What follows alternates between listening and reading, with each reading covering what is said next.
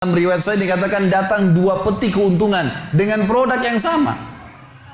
2 peti emas dikeluarin sama Abdurrahman, 2 peti emas. Hari ketiga datang 3 peti keuntungan. Dikeluarkan hari keempat datang 4 peti. Begitu terus sampai Abdurrahman memiliki sebuah gudang penuh dengan emas.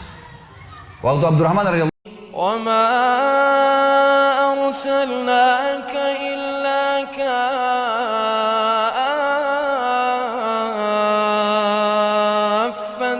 لِلنَّاسِ بَشِيرًا. Saya ingin mengingatkan diri saya dan teman-teman sekalian statement yang menarik dari Ibnu Qayyim rahimahullah.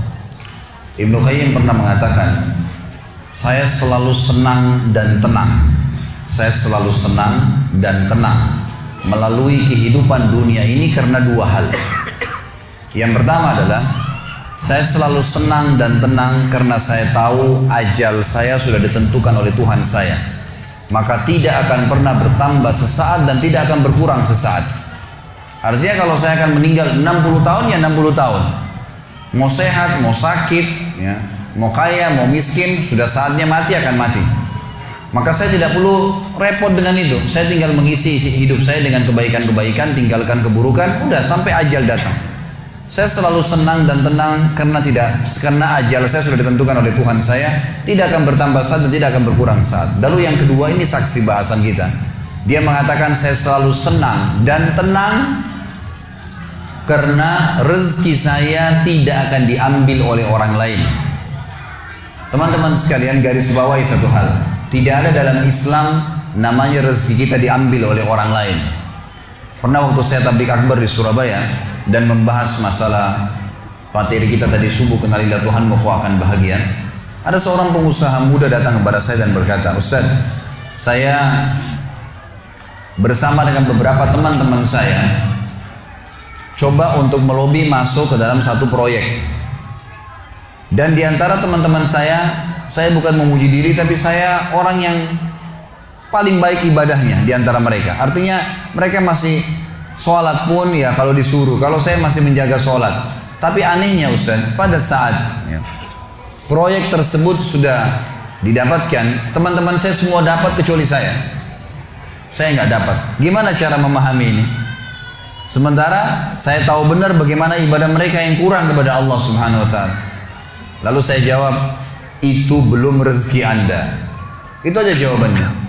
Itu belum rezeki Anda. Kalau rezeki Anda pasti akan datang. Nggak akan kemana-mana itu. Kalau sudah rezekinya. Apalagi yang berhubungan dengan rezeki mutlak tadi yang saya jelaskan. Saya pernah teman-teman sekalian beli makanan. Saya sangat senang dengan makanan itu. Di Jawa Timur, di Surabaya tempat ada madu mongso. Jadi manis, enak gitu. Saya sering beli kecil, ketan. Ya. Saya beli sekitar 50 biji kena kecil-kecil. Sering saya bawa dari Surabaya ke Jakarta. Saya sempat beli, kemudian saya sambil nunggu pesawat akan take off 1 jam lagi Surabaya ke Jakarta, saya taruh di lounge, lagi duduk sambil nunggu waktu, saya buka laptop sambil saya ngetik-ngetik ceramah. Karena asyiknya ngikutin ceramah, saya lagi edit, saya lagi perbaikin, terus dipanggil. Setelah itu 45 menit dipanggil, 5 menit kemudian dipanggil, suruh naik pesawat. Saya buru-buru matikan laptop, saya tutup lalu saya jalan. Saya lupa tuh kresek saya yang ada isinya makanan tadi. Saya ingatnya nanti setelah tiba di Bandara Jakarta. Perasaan tadi selain laptop ada yang saya pegang yang lain nih. Gitu. Mana nih kreseknya? Oh, makanan saya ketinggalan. Tapi karena saya sudah tahu teorinya, ternyata memang madu mongso itu bukan rezeki saya. Rezekinya orang yang di situ. Gitu. Pernah nggak teman-teman beli makanan kalau yang sudah punya anak kecil di rumah, beli makanan taruh di kulkas niatnya mau makan besok. Besok kita buka sudah dimakan. Gitu. Ya, sering ya? Itu karena bukan rezeki Anda memang rezekinya dia, gitu kan? Akan sampai kepada dia. Kalau yang sifatnya mutlak pasti sampai ke dia. Bagaimanapun caranya akan sampai ke dia. Gitu. Jadi kita harus pahamin berhubungan dengan rezeki masalah ini. Jadi yakinlah tidak ada rezeki diambil oleh orang lain. Tinggal bagaimana kita berusaha punya ilmu. Kalau ingin kembangkan dan dapat yang ikhtiar lebih banyak lagi dan syukuri. Yang kedua teman-teman kiat untuk menambah rezeki adalah infak, sedekah. Harus kita ubah nih satu kaidah kapitalis yang mengatakan menabung pangkal kaya. Maaf teman-teman yang suka nabung nih. Bukan saya larang nabung, bukan. Tapi dalam Islam bukan menabung pangkal kaya, tapi sedekah pangkal kaya. Nggak bisa ketemu antara nabung dengan sedekah, nggak bisa ketemu nih. Susah ketemunya. Karena sedekah disuruh keluarin, ini nabung disuruh simpan, gitu kan. Nggak bakal ketemu. Dalam Islam makin sering kita keluarkan di jalan Allah, makin terbuka tuh rezekinya. Ya, ini dalilnya banyak. Di antaranya hadis Bukhari, hadis Qudsi, di mana Allah Subhanahu wa taala berfirman, kata Nabi SAW, Allah berfirman, "Ya bna Adam, anfik alaih." Wahai anak Adam, berinfak dulu di jalanku, aku baru berinfak padamu. Sedekahin dulu, baru aku kasih kamu. Jadi ini kata kuncinya, makin sering keluarkan, maka makin bagus. Makin bagus yang kita kasih, ya, makin sempurna balasan dari Allah. Coba renungi perkataan Urwah bin Zubair rahimahullah, seorang ulama tabi'in yang masyhur. Urwah bin Zubair ini ayahnya namanya Zubair bin Awam. Salah satu sahabat dari 10 orang yang jamin masuk surga. Anaknya namanya Urwah, ulama besar, gitu kan, dari tabi'in. Urwah mengatakan, janganlah seseorang di antara kalian memberikan untuk Allah, keluarkan di jalan Allah sedekah, sesuatu yang dia malu kalau dia berikan kepada pemimpin satu kaum. Begini maksudnya. Saya ingin tanya teman-teman, coba renungin dan jujur jawabnya ya. Kalau seandainya Anda tiba-tiba diundang oleh, saya nggak tahu nih, di Bali ini apa? Wali kota ya? Diundang oleh wali kota. Baik, bapak ini atau ibu ini diundang ke wali kota, ditelepon khusus, datang ya ke kantor saya besok, dan tolong beliin saya buah. Pesan beli buah. Kira-kira teman-teman sekalian, pada saat wali kota pesan buah dari Anda ini, beli buahnya di mana? Di pasar kaki 5 kan? Emperan jalan? Masuk supermarket. Cari buah yang biasa-biasa saja tuh, buah yang paling bagus. Kalau ada sedikit rusak, kulitnya tercoret, atau mungkin terkelupas, dimasukin nggak? Setelah kita beli buah-buah yang paling bagus, yang paling mahal, ditaruh di kresek atau cari alat tempat yang lain. Cari keranjang, pakai plastik, pakai kartu nama, luar biasa. Kenapa? Karena wali kota yang pesan. Coba teman-teman sekalian, kalau ibu Anda yang pesan, bapak yang pesan, nah beliin ayah, beliin ibu jeruk ya, buah. Beli di mana kira-kira? Di kaki 5. Kemudian penjualnya bilang, ini ada rusak sedikit, gak apa-apa, masukin aja. Pakai kresek tua ini bekas ikan, udah nggak apa-apa.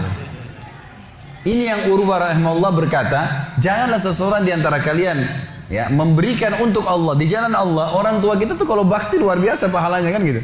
Yang kalian malu kalau kalian berikan kepada pemimpin satu kaum.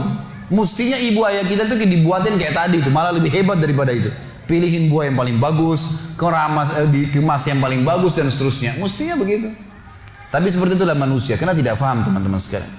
Sesuatu yang dikeluarkan di jalan Allah akan mendatangkan respon rezeki yang banyak.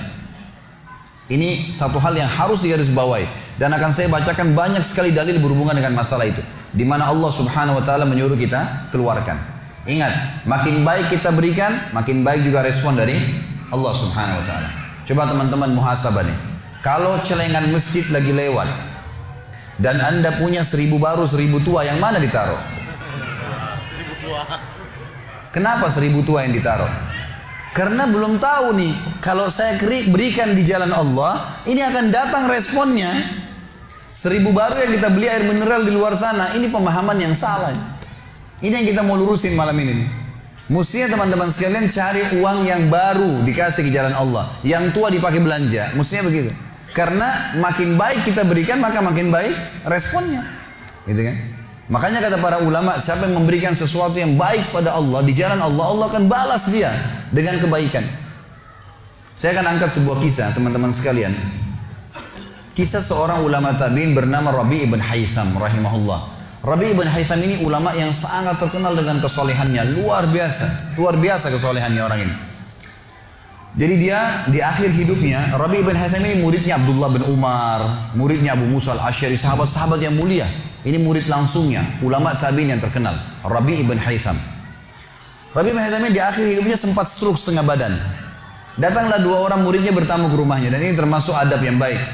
Kalau teman-teman mendapatkan seorang alim ulama dan memang dia bersedia bisa didatangin kunjungin, minta nasihat atau ketemu minta nasihat atau hadir di pengajiannya lah. Mereka datang mengatakan, begitu masuk, kebetulan stroke setengah badan, bagian kiri tubuhnya stroke ini. Ada 4 kejadian di rumahnya pada saat itu.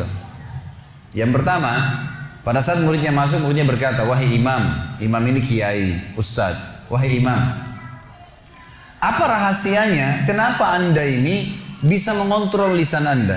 Tidak seperti ulama-ulama yang lain, masih kadang-kadang ngobrol-ngobrol kosong. Anda ini betul-betul, Rabi ibn Haytham terkenal kalau ngomong nasihat, tanya kabar orang, gitu kan, Quran atau zikir, nggak ada yang lain. Ini itu saja 4 tuh dari lisannya, nggak ada yang lain, luar biasa. Kalau bukan nasihat orang, tanya kabarnya orang lain, gitu kan, apa kebutuhan mereka, kemudian berzikir atau baca Quran. Gitu. Ini masuk dalamnya zikir adalah doa. Maka dikatakan apa sih, murid-muridnya bilang apa rahasianya anda melakukan seperti ini? Dan ini saya sempat angkat di khutbah Jumat kita kemarin potongan kisah ini. Maka Rabi ibn Haytham mengatakan, wahai murid-muridku, apakah kalian sampai sekarang masih ragu ada Tuhan namanya Allah, dan kalian masih ragu di pundak kanan dan kiri kalian Allah telah letakkan malaikat yang akan mencatat amal baik dan amal buruk kalian, dan pasti demi Allah akan dibacakan dan dihisapkan untuk kalian di sana di akhirat nanti? Artinya saya bisa mengontrol lisan saya karena saya tahu Tuhan saya selalu melihat, dan ada malaikat yang mengawasi, tidak pernah tidur nih 24 jam terus mengawasi, baik dicatat buruk dicatat. Lalu kemudian muridnya mengatakan, baiklah kalau gitu, dapat ilmu. Kejadian pada saat itu teman-teman sekalian yang lain adalah, yang kedua, baru mau ngobrol sama murid-muridnya, tiba-tiba anaknya Rabi bin Haytham keluar dari dapur, masuk ke ruang tamu pamit. Anak laki-lakinya lalu berkata, wahai ayahku, semoga Allah senantiasa menjaga anda. Ibu saya membuatkan untuk anda makanan namanya halwa pada zaman itu. Halwa ini Bapak Ibu sekalian makanan yang mahal. Bahannya susah, bahannya mahal, buatnya susah, lama diadon berjam-jam baru jadi. Dan ini dimakan oleh pejabat-pejabat gitu. Rabi bin Haytham rahimahullah ini punya ciri khas. Mereka tidak pernah rewel. Di rumahnya dihidangkan makan apa sama istrinya, dimakan sama dia. Baik sekali orangnya. Udahlah dunia dilaluin sama dia begitu saja. Maka anaknya datang dan mengatakan, wahai ayahku, ibuku membuatkan untuk anda halwa. Makanan yang mahal bahannya dan juga susah buatnya. Tapi anaknya bilang, ibu saya buat halwa buat anda. Ibu saya berharap anda memakannya. Anda memakannya. Gitu. Lalu kata Rabi bin Haytham, baiklah, keluarkan aja. Dikeluarkanlah makanan tersebut. Lalu halwa ini dipotong-potong karena kue yang bagus dan cukup besar, di nampan besar dipotong-potong. Baru saja Rabi bin Haytham mau memegang dengan tangan kanannya, karena sebelah kirinya sakit. Diambil sebelah kanan, kemudian dia kasih isyarat murid-muridnya untuk ambil juga. Baru mereka mau pegang, tiba-tiba pintu rumahnya ada yang ketuk. Diketuk. Dia kasih isyarat anaknya, suruh buka pintu itu. Dibuka pintu itu. Anaknya pergi sana. Waktu dibuka teman-teman sekalian, ini ternyata yang ketuk pintu bukan orang biasa, orang yang luar biasa, orang gila, gitu kan. Jadi bukan orang yang peminta-minta biasa, orang yang luar biasa, orang yang selalu anggap ini udah deh, nggak usah dilayanin, nggak usah diajak ngomong, nggak usah diperhatikan, gitu kan. Orang gila ini ketuk pintu dengan pakaiannya yang lusuh, tidak pakai alas kaki, rambutnya berantakan, kasih isyarat minta makan. Rabi ibn Haytham rahimahullah tunjuk anaknya, suruh datang, angkat nih halwa, kasih orang gila itu. Halwa nih makanan yang mewah, kasih orang gila itu. Dibawa sama anaknya. Anaknya ini Rabi ibn Haytham waktu bawa piring itu, niatnya ingin memberikan ke orang gila 1 potong, gitu kan. Begitu tiba depan pintu, orang gila lihat makanan enak, walaupun gila tahu juga nih makanan enak, gitu kan. Diambil sama dia piringnya. Diambil, dimakan semua. Dalam kisahnya dikatakan sampai air liurnya jatuh di situ, dihabisin sama dia. Sudah habis teman-teman sekalian, apa yang terjadi? Orang gila nggak ngerti, dia nggak terima kasih, nggak apa, piringnya dilempar pergi. Anaknya Rabi ibn Haytham ini tahu nilainya makanan yang ibunya buat tadi. Diambil piring itu, ditutup pintunya, lalu dia kembali lagi. Kemudian dia bilang sama ayahnya, wahai ayahku, semoga Allah senantiasa menjaga anda. Sebelum saya lanjutkan kisah teman-teman sekalian, saya sarankan juga bahwa teman-teman di sini yang sudah punya anak, biasakan selalu menggunakan doa antara suami istri dengan anak, itu penting sekali. Karena kata Nabi SAW, jangan ucapkan kata-kata doa yang bisa berbau doa buruk buat kalian, diri kalian, keluarga kalian, dan harta kalian. Karena bisa saja malaikat lewat dan mengaminkannya. Kita harus selalu doa yang baik, gitu kan. Jadi Rabi bin Haytham membiasakan anaknya untuk dilatih berdoa yang baik. Jadi selalu kalau mau minta tolong, nak, semoga Allah menjagamu, ambilkan ayah ini. Nah, semoga begini, semoga Allah menjagamu, semoga Allah berikan kau rezeki, ambilkan ayah seperti ini. Jadi selalu diikuti dengan doa. Anaknya pun terbiasa mendoakan ayahnya. Dalam kondisi anaknya jengkel karena perilaku si orang gila tadi, dia kembali dan masih sempat mengatakan, ayah semoga Allah menjaga anda. Tadi itu ayah yang minta-minta orang gila. Dia tidak mengerti nilainya makanan yang kita kasih. Kalau tadi anda suruh saya ke dapur, ngambil apa saja, roti lah, apalah, dia makan juga. Kenapa harus halwa yang ibu saya setengah mati buat, biayanya mahal, buatnya lama, gitu kan? Jadi anaknya butuh jawaban nih. Perhatikan apa jawabannya orang beriman kepada Allah dan tahu benar kata kunci bertambahnya rezeki justru dengan sedekah itu. Kata dia apa? Ya waladi, illam yadri, fallahu yadri. Baru dia baca ayat lan tanalu birra hatta tunfiqu mimma tuhibbun. Wahai anakku, kalau orang gila itu tidak tahu nilainya makanan yang kita kasih, nggak penting buat saya. Karena Allah tahu nilainya, bukan dianya, tapi Allah tahu nilainya. Dan ingatlah firman Allah, kalian tidak akan mendapatkan, gitu kan? Kalian tidak akan mendapatkan balasan sempurna daripada sedekah kalian sampai kalian menginfakkan apa yang paling kalian cintai. Saya suka halwa itu, tapi disuruh kasih. Teman-teman sekalian, pelajaran luar biasa dari kisah ini. Pernah nggak kita berpikir berikan makan orang gila? Kadang-kadang subhanallah kita lihat orang gila ambil di sampah, kita biarin, nggak mau dilihat. Kalau kita nggak kasih makanan dia, siapa yang akan kasih makan? Dan Allah tetap menilai kita dan sesuai dengan niatnya. Innamal a'malu binniyat. Termasuk saya pernah jelaskan ke jamaah saya di pengajian. Kalau ada orang datang ke masjid kita ini sekarang bawa proposal, teman-teman sekalian, nih proposal saya mau bangun masjid, butuh bantuan 1 miliar, kita nyumbang semua, terkumpul 1 miliar. Sebulan kemudian kita tahu orang itu dusta, rugi kah kita? Tidak rugi sama sekali. Kita akan dapatkan pahala bangun masjid walaupun masjidnya belum dibangun. Karena innamal a'malu binniyat, gitu kan? Allah akan kasih begitu. Siapa yang niat mengerjakan satu perbuatan, niat dalam hatinya, belum dikerjakan dapat 1 pahala. Dikerjakan diberikan pahala 10 kali lipat sampai 700 kali lipat kata Nabi SAW. Jadi jelas sekali, gitu kan? Bagaimana Rabi ibn Haytham mengajarkan kepada kita bersedekah, teman-teman, sampai pada orang gila pun dikasih. Karena Allah akan menilai kebaikan itu. Bagaimana bisa kita tidak lakukan? Maka selesai kisah yang kedua. Kisah yang ketiga adalah muridnya mengatakan, wahai imam, apa nasihat anda untuk kami dalam masalah ibadah? Tentu yang jadi saksi bahasan tadi orang gila dikasih makan itu ya. Maka dia mengatakan waktu ditanya oleh muridnya apa nasihatnya dalam ibadah kami apa nasihatnya, sholat, puasa, apa nasihat anda?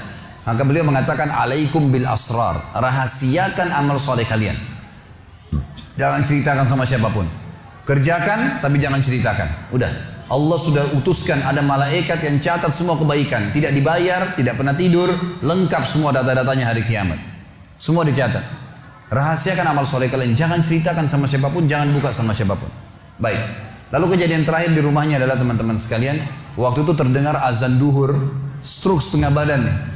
Lalu Rabi ibn Haytham ini saya sekalian berikan motivasi kepada teman-teman yang masih malas sholat di masjid. Rumah Allah harus didatangi teman-teman sekalian, fadilahnya sangat besar. Kata Nabi SAW, setiap orang ke masjid, setiap langkahnya mengangkat derajatnya 1 langkah, yang 1 langkah mengampuni dosanya.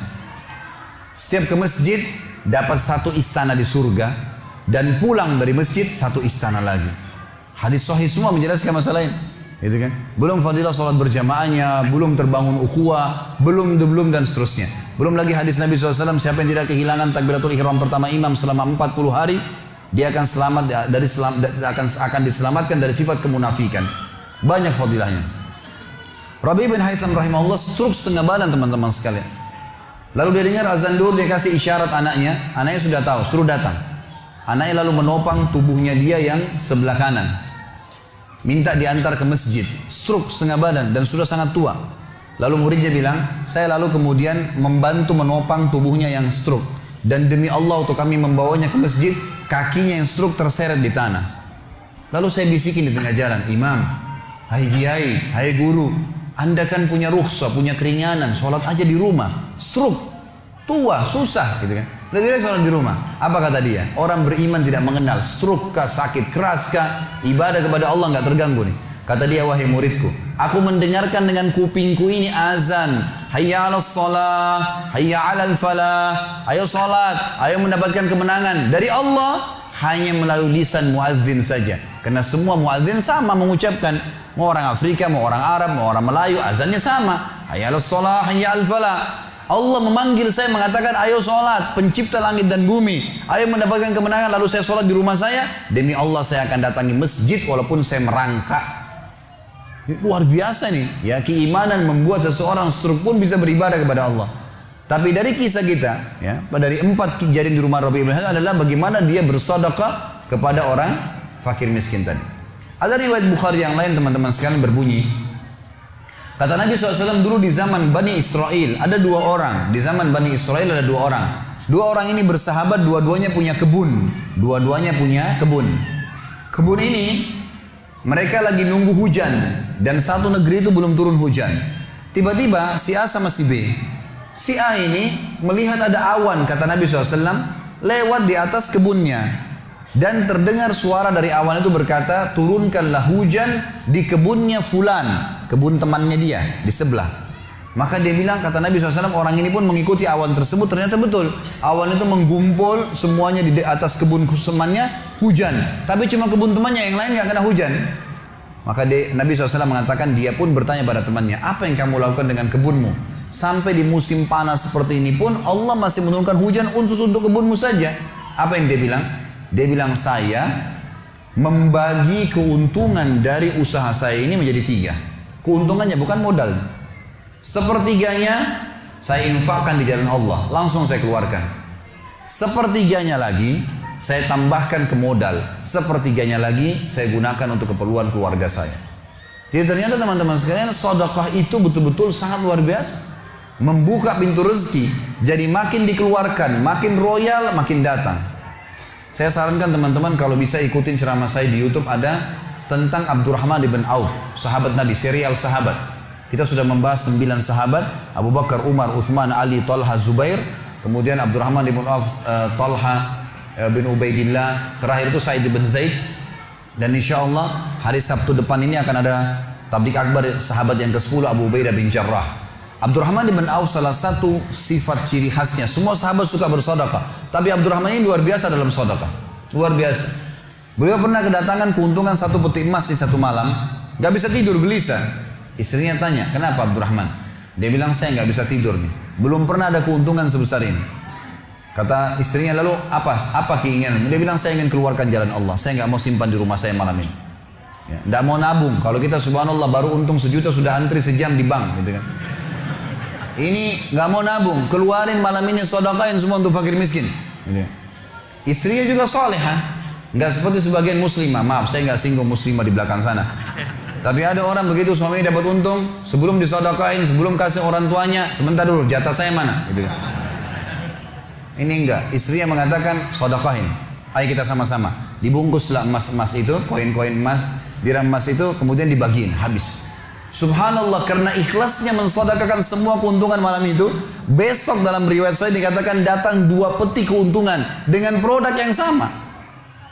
2 peti emas dikeluarin sama Abdurrahman, 2 peti emas. Hari ketiga datang 3 peti keuntungan.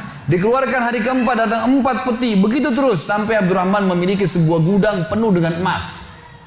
Waktu Abdurrahman radhiyallahu anhu meninggal dunia, waktu mau dibagi warisannya, itu emas-emasnya saking sudah ditumpuk-tumpuk sampai melengket satu sama yang lain. Waktu mau dipisahin, dibagi, itu harus pakai kampak. Dan yang mengkampak itu tangannya sampai memar, luka. Saking banyaknya. Selalu sedekah. Setiap hari beli 33 budak dibebasin. Setiap hari beli budak bebasin. Setiap hari datangkan 30 kafilah, ya 30 ekor unta untuk diparkir, ditaruh di tengah-tengah jalan, Madinah. Lalu pegawainya berteriak, Abdurrahman membagi-bagi buat kalian, silakan, semua ambil kebutuhannya. Luar biasa gitu. Kita subhanallah kadang-kadang bersedekah, kalau orang datang itu pun masih perhitungan, gitu kan. Ini enggak sengaja cari orang yang butuh lalu dikasih. Maka lihat bagaimana mereka memahami tentang masalah sedekah ini, teman-teman sekalian. Dalam hadisnya dikatakan sedekah tutfi'u ghadabur rahman. Sedekah itu bisa meredam murkanya Allah. Keluarin, jangan ragu dengan masalah sedekah itu. Karena itu kata kunci datangnya rezeki. Mari kita dengarkan ayatnya. Yang pertama adalah surah Al-Baqarah, surah nomor 2 ayat 254. Allah Subhanahu wa taala berfirman, Al-Baqarah 254, A'udzu billahi minasyaitonir rajim. Ya ayyuhalladzina amanu. Hai orang-orang yang telah beriman pada Allah, anfiku, keluarkan. mimma razaqnakum, dari apa yang telah kami berikan untuk kalian rezeki, min qabli an ya'ti yaumun la bay'un fihi wala khullatun wala syafa'ah wal kafirun humudz zalimun. Sebelum datang hari nanti kalian menyesal, nggak ada lagi hari transaksi, nggak ada lagi kasih sayang, tidak ada lagi pertolongan, hari kiamat. Teman-teman sekalian, maaf, kalau anda punya rezeki banyak di rekening, masya Allah, bagus. Tapi usahakan selalu ada sedekahnya, karena kalau kita biarkan numpuk, kita cuma bangga di angka tulisan, di print bukunya, oh iya banyaknya, 2 miliar, 10 miliar. Kita cuma bangga dengan angka. Apa yang mau dibanggain? Pada saat antum meninggal, kalau antum tidak sedekahkan teman-teman sekalian, tidak punya masjid yang dibangun, nggak punya kegiatan amal jariah, nggak pernah punya sesuatu buat dia infakkan sebenarnya, gitu kan? Maka pastikan orang seperti ini akan menyesal pada saat meninggal. Coba ya saya sedekahin dulu. Makanya kata Nabi SAW, hartamu yang sebenarnya, harta yang kau sedekahkan selama kau hidup, itu harta sebenarnya. Dan harta yang bukan sebenarnya yang kau habiskan beli makanan dan pakaian, habis semua. Yang kau sedekahin. Seorang ulama salaf dulu pernah ditanya, setiap dia dapat keuntungan selalu sedekahin, dapat keuntungan selalu sedekahin, selalu sedekahin. Dipakai untuk kebutuhan keluarganya, sisanya sedekah, sisanya sedekah. Nggak ditabung sama dia, dihabisin. Maka pada saat ya ada teman-temannya kumpul di rumahnya lalu berkata, wahai fulan, apa kok nggak sayang hasil kerimatmu? Bukannya ditabung malah dikeluarin terus. Kok nggak sayang sama hartamu tuh? Kata dia apa? Justru saya sayang sama harta saya. Karena saya sayang, jadi saya mau bawa harta saya sampai di akhirat. Ini sedekah saya bawa sampai di akhirat. Kalau saya simpan di sini, saya cuma tabung untuk dunia saja. Gitu. Jadi lihat bagaimana mereka memahami tentang masalah sedekah itu. Kemudian dikatakan, dan orang-orang kafir, mereka lah orang-orang yang zalim. Mereka tidak mau sedekah, maka mereka zalim sebenarnya. Kemudian surah Ibrahim, surah nomor 14 ayat 31 sampai 34. Allah Subhanahu wa taala berfirman, A'udzubillahi minasyaitonir rajim, "Qul li ibadiyalladzina amanu." Katakanlah hai Muhammad kepada hamba-hamba saya yang telah mengaku beriman, yuqimus shalah, mereka mendirikan salat, jaga salat 5 waktu mereka, salat-salat sunnah mereka, wa yunfiku, dan mereka bersedekah, menginfakkan, mimma razaqnahum, dari apa yang kami menjadikan sebagai rezeki buat mereka, sirran wa alaniyah, baik sembunyi-sembunyi ataupun terang-terangan. Karena kadang-kadang kalau ada orang minta di pinggir jalan, kita nggak mungkin sembunyikan, tinggal mengontrol supaya tidak riya saja. Min qabli an ya'tiya yaumun la bay'un fihi wala khilal, sebelum datang hari tidak ada lagi transaksi, nggak bisa lagi kita keluarkan uang kita. Di akhirat nggak laku lagi rupiah, nggak laku lagi dolar, nggak laku lagi pound sterling, nggak ada lagi semua itu. Yang laku adalah yang sudah disedekahkan selama di dunia. Sebelum datang hari yang tidak ada transaksi dan tidak ada lagi persahabatan. Allahul ladzi khalaqas samawati wal ard, yang menyuruh kalian sholat tadi dan menginfakkan apa yang kalian telah diberikan adalah Allah yang telah menciptakan seluruh langit dan bumi. Wa anzala minas sama'i ma'a, dan telah menurunkan dari langit air. Fa akhraja bihi minas samarati rizqan lakum, lalu dengan air hujan itu dia tumbuhkan buah-buahan sehingga kalian bisa menjadikannya sebagai rezeki kalian, menutupi kebutuhan kalian. Wa sakhkhara lakumul fulka litajriya fil bahri bi amri, yang menyuruh kalian sholat dan berinfak itu adalah Tuhan Allah yang telah menundukkan lautan sehingga bahtera-bahtera kalian bisa meraung di atasnya. Wa sakhkhara lakumul anhar, juga yang telah menundukkan sungai-sungai buat kalian, bisa dilewatin atasnya, bisa diambil ikan-ikan dan seterusnya yang ada di dalam lautan dan sungai itu. Wa sakhkhara lakumus syamsa wal qamara daibain, dan juga yang menyuruh kalian sholat dan menginfakkan harta kalian adalah yang telah membuat, yang menundukkan matahari dan bulan yang rutin terus menerus setiap pagi dan malam silih berganti untuk memenuhi kebutuhan kalian. Wa sakhkhara lakumul laila wan nahar, dan menundukkan juga buat kalian malam untuk istirahat dan siang untuk bekerja. Wa atakum min kulli ma sa'altumu, dan juga dia akan memberikan semua apa yang kalian minta kepadanya. Wa in ta'uddu ni'matallahi la tuhsuha, kalau kalian ingin menghitung-hitung nikmat Allah maka kalian tidak akan mampu. Innal insana la zalumun kafar, sesungguhnya manusia itu zalim, kafar, kufur, gitu kan. Dikatakan dalam sebuah hadis, kata Nabi SAW, manusia itu kufur. Kalau dia dikasih, ya, kalau Allah tahan rezekinya, maka dia terus menerus berdoa, terus menerus mengeluh, dan pada saat Allah kasih dia pelit untuk tidak keluarkan. Bagaimana bisa dia menganggap punya? Siapa di antara anda yang menganggap apa yang dia miliki sekarang punya dia? Mungkin kita semua mengatakan, oh ini rumah saya, ini mobil saya, ini punya saya, ini baju saya. Itu perkataan kita cuma simbolik di dunia. Buktinya pada saat kita meninggal, dibungkus dengan kain kafan. Semewah apapun mobil tidak bakal ikut ke liang lahat. Rumah tidak masuk liang lahat. Gak ada ceritanya, kita masuk, semua jadi warisan tuh. Itu buktinya, lahir tanpa pakaian, masuk kuburan juga dengan satu lembar pakaian. Gitu. Berarti bukan milik kita. Maka kesempatan kita memperbanyak amal sedekah kita sehingga memang mendapatkan pahala yang besar. Dan sekali lagi bahasan kita, sedekah mendatangkan rezeki yang banyak.